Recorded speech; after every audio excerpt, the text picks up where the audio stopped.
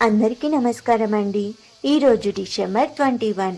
ఈరోజు ప్రపంచవ్యాప్తంగా ప్రపంచ ధ్యాన దినోత్సవం అంటే వరల్డ్ మెడిటేషన్ డేగా పాటిస్తున్నారు. ఆధునిక జీవన శైలిలో ఒత్తిడి, ఆందోళన, ఆవేశం మన జీవితాల్లో సాధారణమయ్యాయి. ఇలాంటి సమయంలో మనస్సుకు శాంతి అందించే అద్భుతమైన సాధన ధ్యానం. ధ్యానం అంటే ఏమిటి?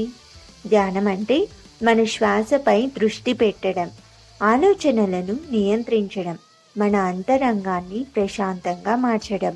ప్రతిరోజు కొన్ని నిమిషాలు ధ్యానం చేస్తే మనసు ప్రశాంతంగా మారుతుంది, ఏకాగ్రత పెరుగుతుంది, ఆత్మవిశ్వాసం బలపడుతుంది.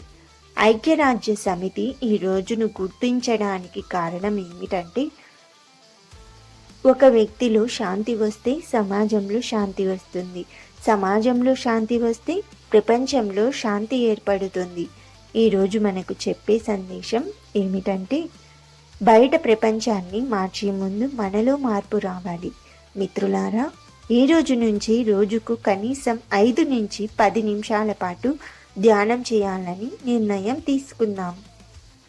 శాంతమైన మనసి, ఆరోగ్యమైన జీవితం. ప్రపంచ ధ్యాన దినోత్సవ శుభాకాంక్షలు.